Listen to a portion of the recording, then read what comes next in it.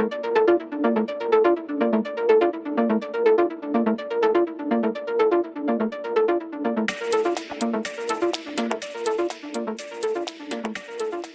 there, Loy Machedo speaking to you from loymachedo.com. Who's Loy Machedo and Think Personal Branding. All right, we got this really interesting update that has been splashed all across the UAE newspapers. And if you check the national newspaper, it says UAE sets out legal overhaul of personal and family law.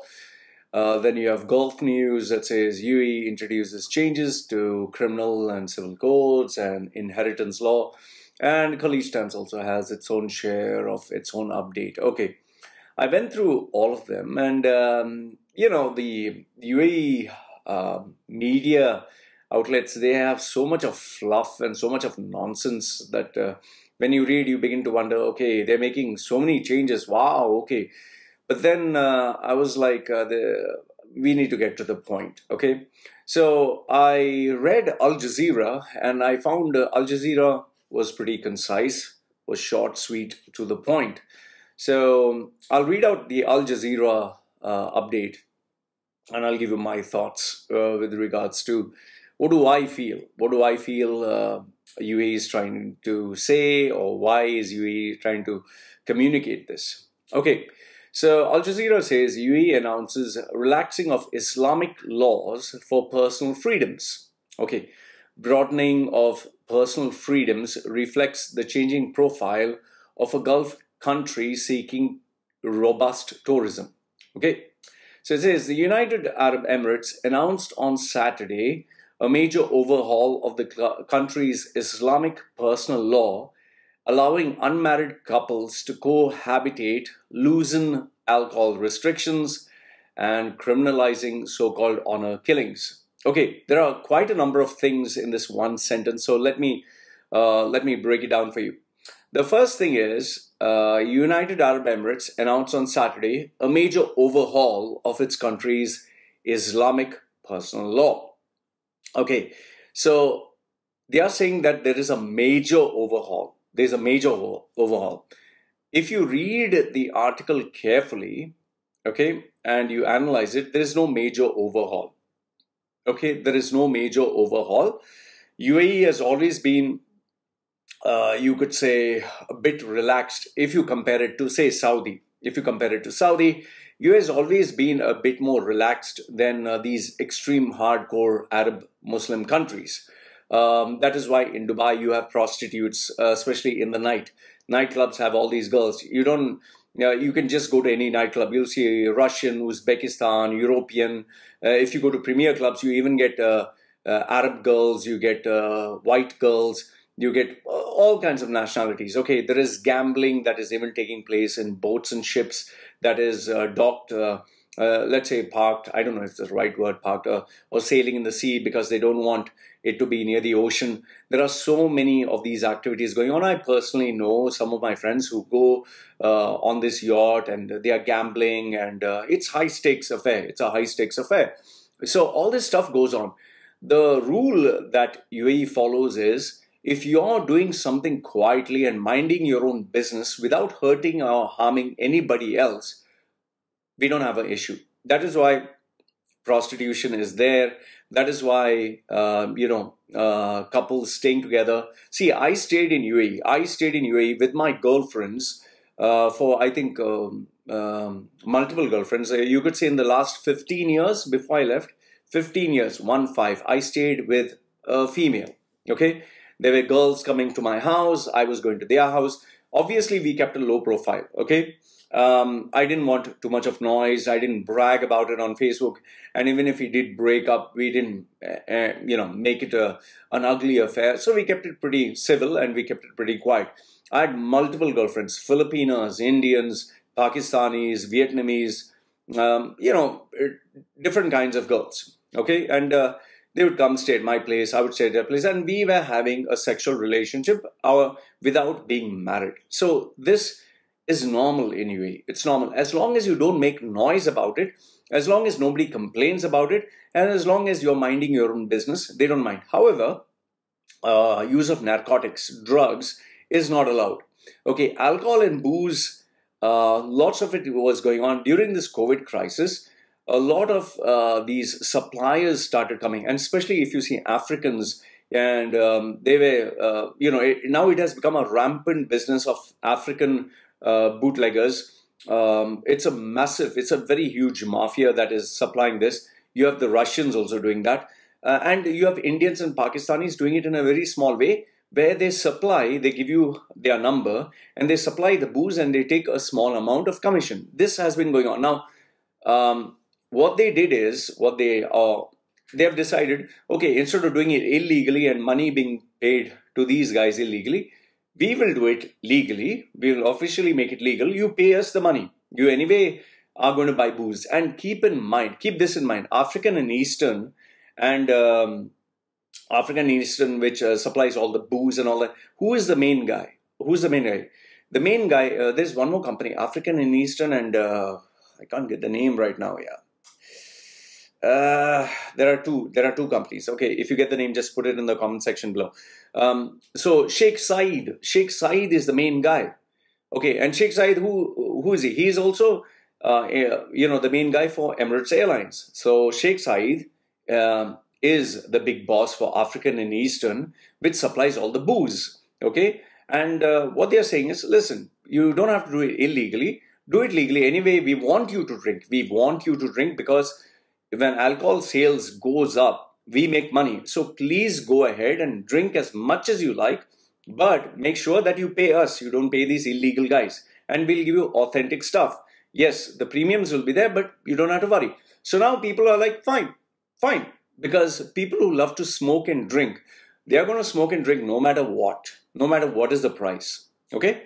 Obviously, they would want a better deal. See, that is why people used to go to Ajman, why people used to go to Ras Al Khaimah, and buy the booze from there. Because they want the best rates, they want it easily available, and it's good for them. Now, there have been a lot of these under the table or illegal this thing. Now, this will kind of stop because now people can buy. However, if they get a better rate, people always are. And that is why when people go through duty free and all that, they would always tell, can you buy this bottle for me? Can you buy? So now what is going to happen is everyone can drink. The drawback to this is, these pubs, bars and clubs, business will suffer for them.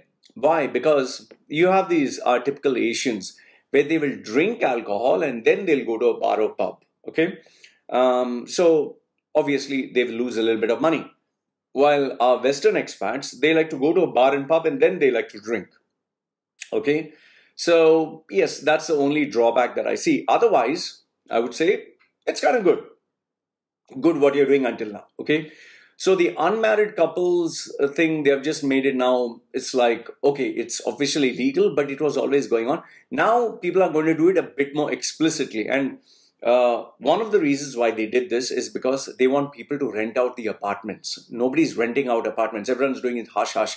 Now they'll openly rent out apartments. Now they'll openly go, let's say, to hotels and they'll shag each other's spouses, wives and girlfriends, and they'll be pretty happy. Oh, I can go book a hotel room. So the economy will run, which is good. It is actually good. Instead of having sexually frustrated men and women who are trying to do it in secrecy, and the only business goes to Dubai, and that also 4-star and 5-star hotels. Now 2-star, 3-star, 1-star also can enjoy a certain amount of revenue. So that is good. Loosening alcohol restrictions, also good, because the main key players, they will benefit from this. And then the last part is criminalizing honor killings. As far as I know, I don't think UAE ever had a problem with honor killings. UAE was more progressive, much better than most of these other narrow-minded extremist countries like Afghanistan, even Pakistan for that matter. Honor killings has been very rampant over there. So you have these countries like Iraq and Iran and all that where honor killings have been there, even in Saudi. But in UAE, I don't think it has been happening all that way too much. Okay. However, having said that, there is the Sharia law, which UAE is very infamous for. That is, if a Muslim man rapes a non-Muslim female, the non-Muslim female is at fault by default through Sharia, thanks to Sharia, because they have this savagery Islamic Sharia rule whereby if a Muslim guy rapes this non-Muslim female, it's the non-Muslim girl's fault, because as per Sharia law, she lured the man, she tempted the man, the poor guy, you know, that the guy who follows Islam, Allah, he was a nice guy. And if the girl has to be proven innocent, they by default need, this is the UAE Sharia law or whatever, I don't know if it has changed, you need four Muslim men, who are of decent standing or respectable standing in society, who were present there during that time and witnessed this rape. This is actual rule, huh? 4 Muslim men who are respected in society or by the Islamic law or religion, and who are there to witness this rape, who can give their witness and say that, yes, she was raped. Yeah, I know it sounds ridiculous, like 4 men standing there watching you get raped, and they have to endorse you and say that, no, that rape did take place in front of our eyes and she's innocent. In as much as it sounds stupid, this is what the Sharia law states as per most of the incidents that have taken place. Now, different countries have different versions of their Sharia law. So this was one of the major problems in UAE, where if a girl got raped, she would be jailed. And there is that interview from BBC World, which surprisingly Sheikh Mohammed took just to have control damage. I think it was the Norwegian woman or Australian woman who was jailed for being raped. Okay, she got raped, she complained to the cops, and then she got jailed. Okay, so yes, so honor killings was never an issue, but this was a problem. And also you do have in, I think in Korfakan, not Korfakan, I think in Ras Al Khaimah or Fujairah or Korfakan, I'm not too sure, you can correct me on this, but there are these jails where if non-Muslim women do have children, they are jailed, and these children are taken away from them and put in Muslim orphanages, and then they're given to Muslim families to be raised as Muslims, okay? And the girls are deported. Now, I do not know if they have stopped that, but I know a doctor who was involved in this, who literally told me that this was happening in these places. So, different parts of the Emirates also have different rules. So, in a way, until now, it's kind of nice that they are making these new announcements that, okay, you're not married, you're staying together, fine, we don't have a problem, you can shag each other, you can have a little bit of booze here and there, get drunk, you know, that's kind of good. So you can break some law and we can fine you a little bit of extra money. And yeah, honor killings, they never had a problem. Okay. Now, what is the reason that they're doing this? What is the reason? The reason is very simple. Business is down, market is pretty fucked up. They have invited Israel. So Israel, they are pretty scared of Israel because Israel is United States buddy baby child.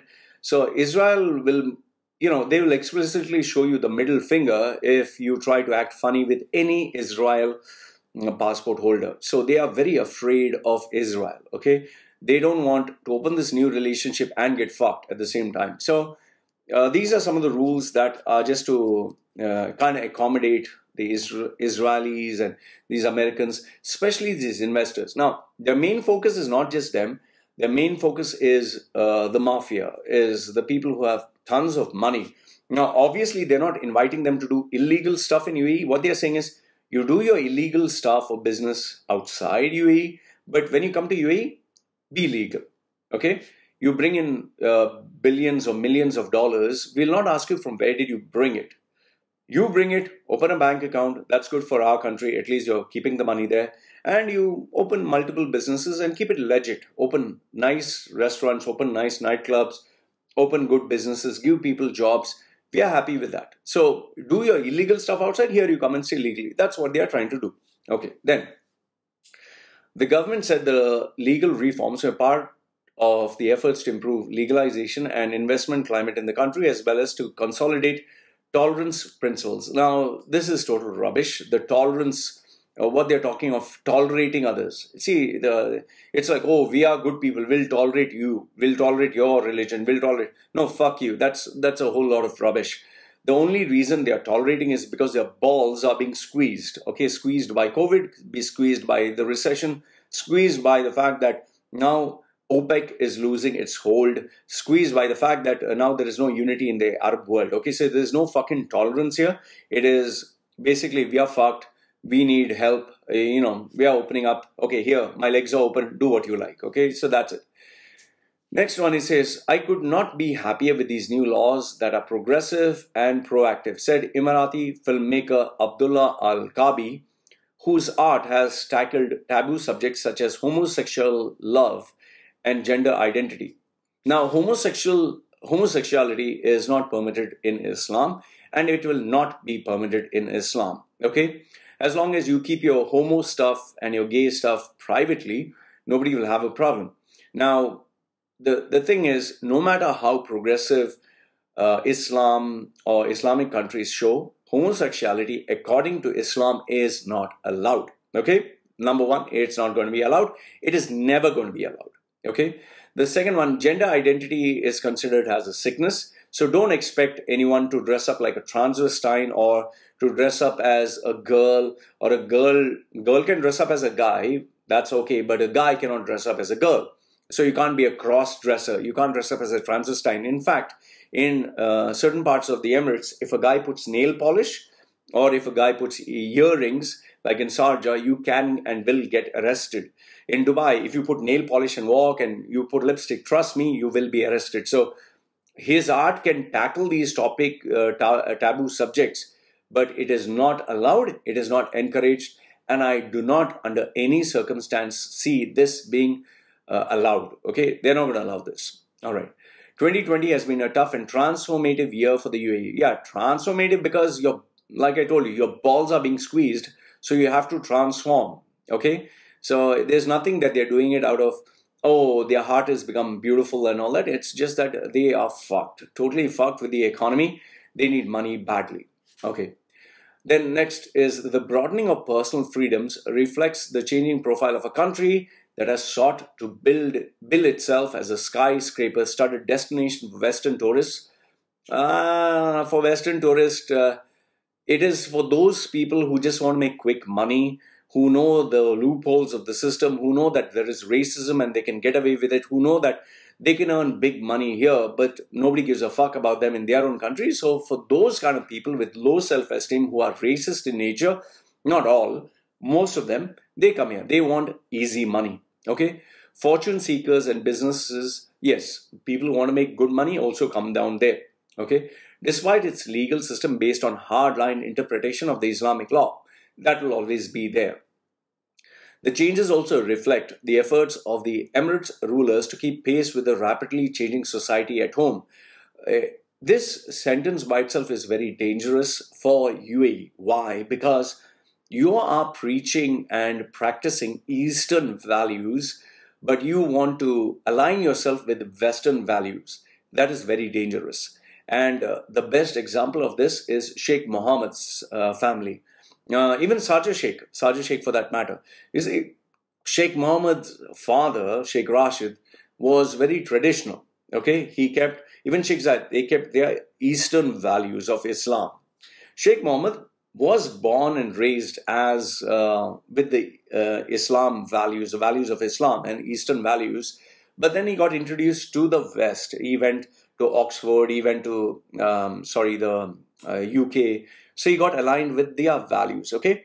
And he tried to keep a balance by, doing the Eastern values of Islam and Muslim, but at the same time, he was taking part in gambling, in horse racing, in having, glamorous wives and putting their children into Western schools and all that. And he made Dubai like a Las Vegas, gambling, tourism, all that was allowed. But there he bumped into a problem. When you give too much of freedom, people always tend to misuse it. See what happened to his daughters. See what happened to his sons. I'm not saying that they have become bad, but all I'm saying is they want Western lifestyle, and that doesn't work well with the image of Islam. Okay, it just doesn't work well. You cannot have at least as per Islam, you cannot have a gay Muslim. You cannot have a female priest. You cannot have, let's say, live-in relationship in Islam. It is not allowed. Okay, you cannot have women. See, women they say women are progressive, don't need to wear a abaya and all that. Then what do you do with the women who wear the abaya? What do you do? Okay, do you say that is Islam, or do you say, oh, that is optional in Islam? Then what is Saudi? What is Iran? What are they doing? Okay, why are they not making it optional? So where you have Islam and its various interpretation, there'll always be massive problems. Okay, and it's very hard to justify these problems, especially when you're talking of one man, 4 wives, or a 50-year-old man with a 6-year-old girl. It's very hard to explain all this. And if you say that is wrong, then how do you explain the Prophet? So once you start digging this hole, it's too, there are so many things that you need to explain. So the hardline interpretation of Islamic law, that will always be there, okay? And Al Jazeera is writing this. Qatar itself has a major crisis on their hands with regards to Islamic law, okay? Then it says the changes also reflect the Emirates rulers. Okay, the announcement also follows a historic US brokered deal to normalize relations with Israel, UAE and Israel, which is expected to bring an influx of Israeli tourists and investments. Yes, this is happening right now. However, it's very cautious. I spoke to quite a number of businessmen. They're saying there's no miracle taking place in UAE, but it's happening. Okay, slow and steady. Now, changes include scrapping penalties for alcohol consumption, which is good, but new fines will be put into place. If you break the law, drink and drive and fights, there will be fights, there will be people breaking the law, which is kind of good for the UAE judicial system because now they can issue more fines and at least money can come in. Okay, sales and possession of those 21 and over. That is very dangerous when you have youngsters drinking alcohol. And I'll tell you, you'll see so many deaths on the road. You'll see so many crimes taking place and you'll see so many problems, especially when you have youngsters who can drink alcohol. This is going to open a can of massive problems. Okay, next one. The legal reforms were announced on state-run VAM, a news agency, and detailed in the state-linked newspaper, The National. Okay, too much of verbose stuff there. It's too much of diarrhea. Anyway, previously, individuals needed a liquor license to purchase, transport, or have their alcohol in their home. The new rule will apparently allow Muslims who have been barred from obtaining license to drink alcohol beverages freely. Very good. Allahu Akbar. Allahu Akbar. This is great. Prophet Muhammad must be so proud of it. Islam, but see, keeping the funny bits aside, it's a good thing. It's a good thing. Why? Because now it will not be suffocating for Muslims. That is why do you think during Ramadan, so many Arab locals, they come to Thailand, Vietnam, Cambodia. You think they're coming to pray and fast during Ramadan? No, they're coming to shagadelic and they're coming to drink plenty of booze and fuck lady boys up their ass and have threesomes, twosomes and have their sexual fantasies. Okay, so they are not doing it for the greater glory of Allah. Okay, so in a way it's kind of good because now at least the desperation for women will, desperation of men targeting women will stop at least a little bit. And as long as you have more men than women and men who have male chauvinistic attitudes, crimes will continue. But with this at least it'll reduce a little bit.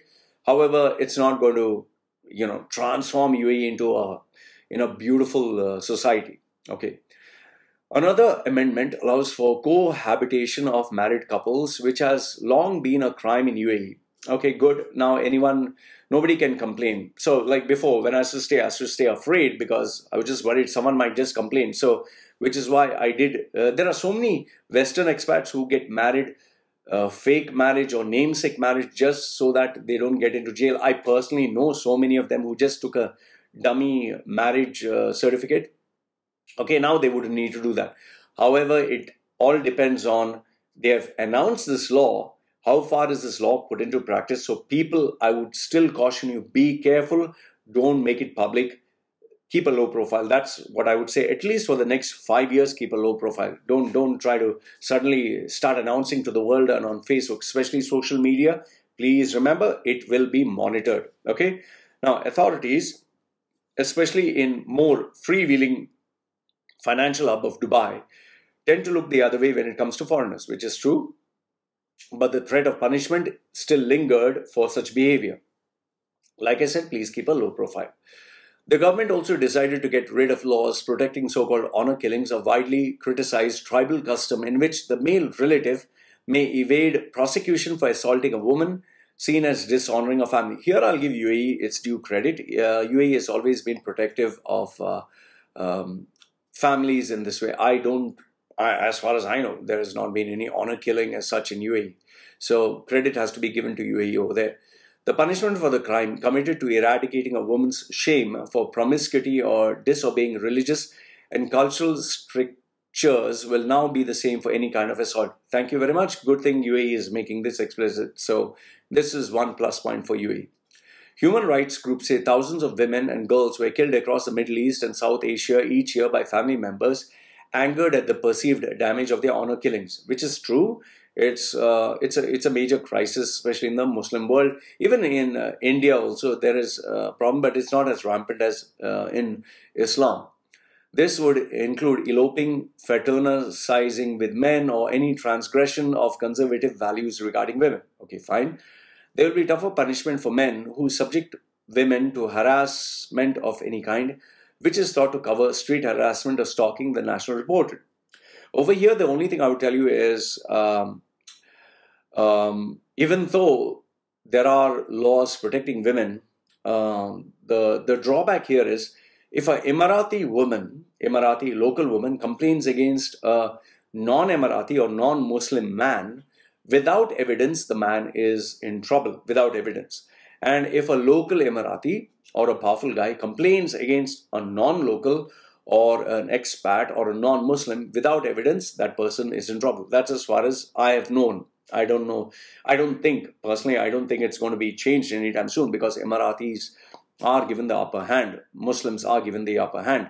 However, if it is a Muslim but of a different different region, then yes, they can treat them both equally. I personally know of Indian Muslims and Pakistani Muslims who have tried to act funny with their Muslim wives or whatever, or non-Muslim wives, and they have been put into place. So there is kind of fair. But remember, the law of the hierarchical structure always plays Emirati first, Muslim Emirati first, then Emirati, which is Muslim anyway, then Arabs, then comes expats, and everything else.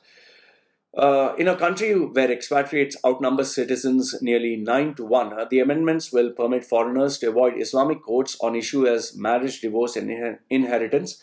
I think there's a lot more to work around this area. It's still, it is so huge, it is so massive. If you're talking of bringing the law, let's say of India, Pakistan, of UK, of US, you need to have lawyers of those countries come in. So there's plenty of learning, unlearning, and relearning to be done. So it's not going to have a miracle magic pill. Okay, so marriage, divorce, inheritance itself is a huge subject in itself.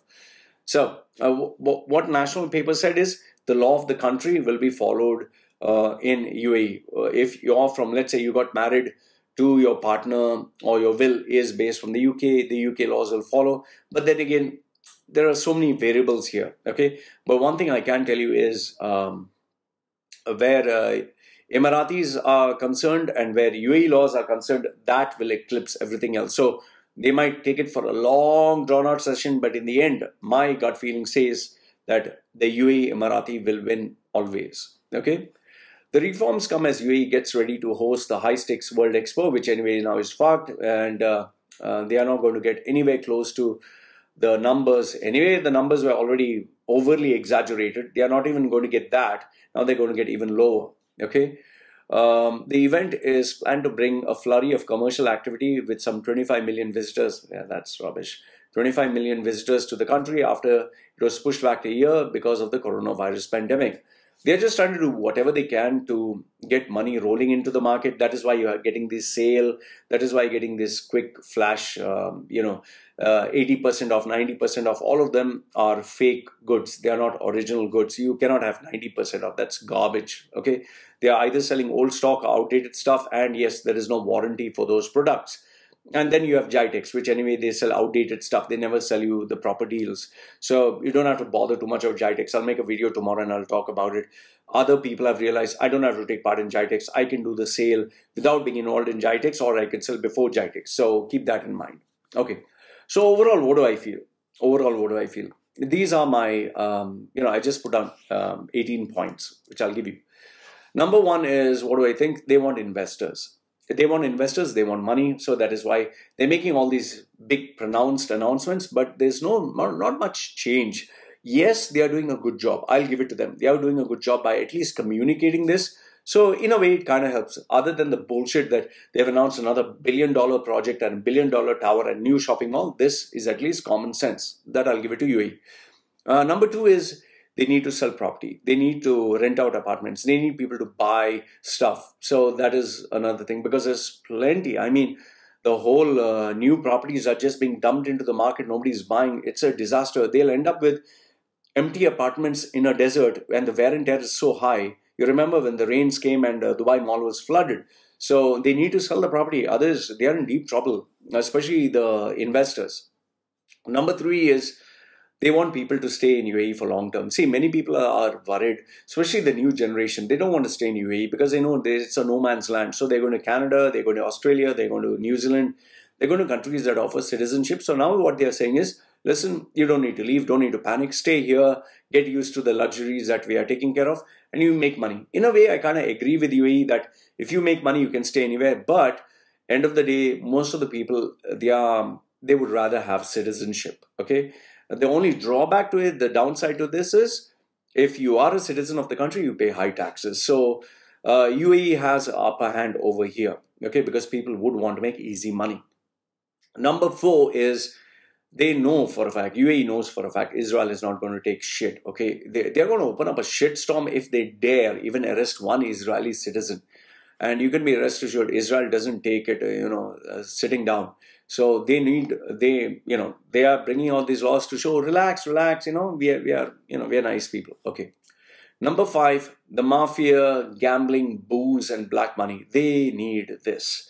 Any country that has this, these activities, it grows. Whether you like it or not, a nice goody-goody society doesn't grow exponentially. It grows very, in a very slow and steady pace. UAE needs explosive growth. UAE needs, big money, coming and going. It needs excitement. So by making it the Las Vegas of the Middle East, that is what makes it exciting. So gambling is good, booze is good, black money being converted to white is good, and getting all these, mafia, these criminals who are criminals in their country, but in UAE are considered, okay, legal citizens. I mean, not legal, that means they're considered, okay, you're a bad guy in your country. You're not done anything bad here, so you can stay here, which is kind of nice. Number six, they want more people to break the law so that they can fine them, and at least there is a little bit of action, because the more cases that there are people breaking fines. Let's say, for example, you drunk drive, 10,000 dirhams fine. No, you pay the money, good, they made 10,000. Just imagine if they fined 1,000 people. Oh, you're talking of, I think, what, 10 million? So it's good money. It's really good money. So rather than having people afraid to break the law, now people will be encouraged to break the law, because I can drink and drive. But that will give, more issues and problems, because now you'll get drunk driving, you'll get crimes. Trust me when I say this, you will see the page littered with criminal activities, like they got into a fight, they had an accident, road rage, especially youngsters drinking alcohol. I would really be very worried. The security that UAE enjoyed for all these years now will be shaken up. See, you cannot have the cake and eat it. I can tell you one thing for a fact, there will be plenty of security issues from now. From gang fights to, accidents. There's going to be plenty of issues. Number seven is, they're going to face a new kind of problems, not the old problems that they have. So they'll have to beef up their security, they'll have to beef up their laws, and it's going to create a lot more, I think, legal challenges, because they're going to be faced with new kind of issues which they have not faced before. Number eight, people will not be afraid to voice their opinion in court. And this will also give a boost to the legal system, so there'll be plenty more lawyers and plenty more businesses going on. Number nine, relationships. In terms of relationships, this having affairs, not being married, extramarital affairs, and it's nothing new. This has always been there, but now there'll be a decline in number of people wanting to get married, which will kind of hurt the UAE population in itself. And secondly, I would say that it's more like before you want to get married so that you can stay together. Now they'll be like, who the fuck cares? I can just enjoy. So it was not that people were not staying together, but before they were staying secretly. Now they'll do it openly. But like I said, give it 5 years. Don't announce on Facebook that you're staying with a person without marriage, because still the laws, if you go to the government department and ask them, they'll say, sorry, I don't know. They will just say that, Number 11, number 10 is booze is going to be centralized. That is kind of good because they'll make money. So they'll get rid of all the illegal suppliers. But then again, people would always want the cheapest deal in town. Okay, so the bad guys will always be there. Number 11, prostitution will be a bit more mainstream. And now massage parlors, escort girls and all. But don't show them explicitly, do it implicitly. Clubs, business will increase. Okay, but I don't know how they'll balance this with the social restriction of COVID-19, which I still think would be a major challenge. Okay, number 12 is hotels will have solid business of people coming in, staying there, shagging each other's wives and girlfriends and all that. So that is kind of good. Number 13 is, keep this in mind, an expat will never be equal to an Emirati. Okay, Emirati will always have the upper hand. Islam will always have the final say. Keep that in mind. Number 14 is salaries and benefits will never be the same, because Emirati will always earn 10 times more, 30 times more than, let's say, an Indian or Pakistani. So don't expect that to change. Emirati will always get more money. Okay. Otherwise, the citizens will fucking riot. The reason why they kept quiet is because they have money. Number 15, corporate racism will continue. An Indian, Pakistani, Sri Lankan, Bangladeshi will always be paid less than a white guy, and the highest an Emirati will be paid. During Ramadan, Emiratis and Muslims can go home early. Non-Muslims have to work hard. So I don't know what is this fasting and all this bullshit. But end of the day, keep in mind, it is their country, their rules. You don't like, leave and go. That's what they say. But they'll not say it explicitly out in the open. Number 16 is, no matter how equal they try to make laws, laborers will still be treated like shit. They will always be paid $100 or $200 for 1 month of work, working 12 to 18 hours a day, working in the sun, living like animals. This will never ever change. Don't expect it to change, because if they do change this rule, all the property developers, all the construction companies, they'll go bankrupt. The only reason UAE or the Middle East can show all these biggest buildings and these massive projects and their completion so fast is because they don't pay minimum wage. The only place they pay minimum wage is all these Western countries. And why do you think plumbers, why do you think carpenters, why do you think, all these people, construction workers, they make so much of money? Why? Because there is minimum wage. In fact, in Canada, a driver of a truck earns more than a manager, a banking manager. Why do you think so many sardars, they go to Canada and they stay as drivers very proudly? I know business owners and their sons who from UAE have gone to UK and are, drivers. And they are making shitloads of money. They're pretty happy. They are very comfortable. They have 4-5 taxis that they give out on rent, and they're making money there. They work, odd hours, and they're pretty comfortable. So remember, it's a paradigm shift when you travel to other countries and you see their lifestyle there. Like, for example, in India, you'll never see any digital nomad. You'll never see people who just walk into any country and live there. You'll always see Westerners do that because their passport has much more, entry points. So that's what it is. But you'll never see an Indian, Pakistani, Bangladesh being a digital nomad. That's not normal. Okay. Number 17 is the only reason that they're bringing this rule is these announcements is because they are forced because of the lockdown, because they are hemorrhaging cash heavily and they need to survive. So it's not because of year of tolerance. It's because it's the year of being fucked. Okay. And number 18 you can be rest assured that they are going to track you much more. They're going to spy on you even more. They're going to bring out more rules for fines where you'll be asked to pay much more if you violate the law. So these are some of my bits and analysis for the new laws that are coming. Please don't mistake it for, oh, now we are all equal. Oh, we can sing Kumbaya together, hold hands, and Islam is going to be a religion of peace. No, I'm sorry. Islam is Islam. It will follow its rules because they have certain ironclad beliefs and systems which cannot be compromised. UAE, what makes UAE UAE is its identity, it's its culture, it's its tradition. And if they compromise on that, UAE will not be left with anything that identifies its traditional values. And that is why there is so much of disagreement between UAE citizens themselves. You can be rest assured, I'll tell you something. The traditional families, they're not very happy with all this nonsense, but they can't do anything because of because money is, you want to live a life of luxury.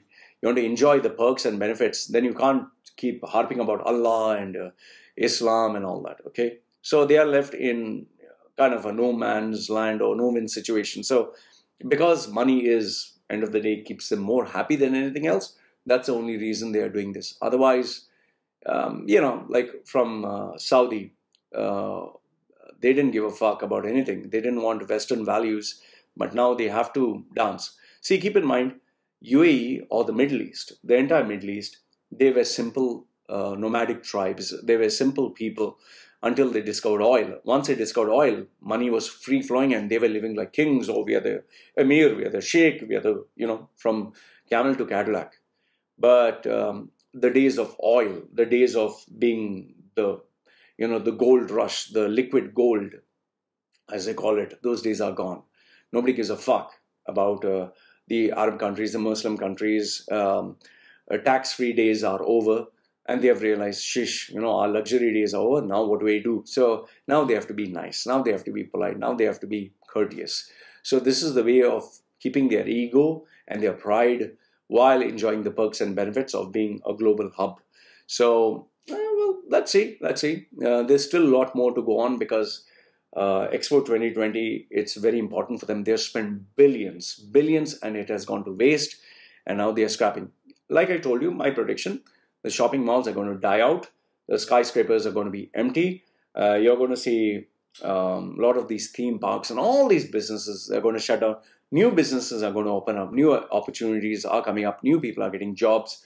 So it's a corrective phase. Those big salaries, big salary days are gone. New positions, new fresh blood is being looked upon. That is why people who enjoyed big salaries, stable jobs, who came in even as a receptionist or laborer and became managing director, those days are gone. And those people are going to live on the glory days of the past. They're not going to survive and sustain. The new breed that is coming, if you are the best, if you know how to market and sell yourself, communication, you know how to be, how to stand out from the rest of the crowd, yes, that is where you will make good money. Otherwise, you'll just be average like everyone else. And end of the day, remember, living in UAE is expensive. It's not cheap. So if you're not earning big fucking money, you're going to get a big fucking bamboo up your ass. And then end of the day, you'll be like, fuck, I earned this salary. Where the fuck is the money, man? Money will just vanish. And that is why it's not worth being in the Middle East if you're not making big money. So that is where personal branding comes into play. That is where people who make big money, people who know how to sell and market themselves and land these jobs where they negotiate a good salary, for them it's worth. Others for rest, it is hand to mouth, hand to mouth, hand to mouth. And then end of the day, one day when they have to leave UAE, they'll be like, what the fuck did I do with my life? Where the fuck is the money? What did I save? If you're not saving at least 40%, minimum 40%, healthy is 60%. If you're not saving that much amount of your money, you are making a big fucking mistake. Trust me when I say this. Anyway, this is my evaluation. This is my analysis. Let me know what you think in the comment section below. Once again, this is me signing off. Take care.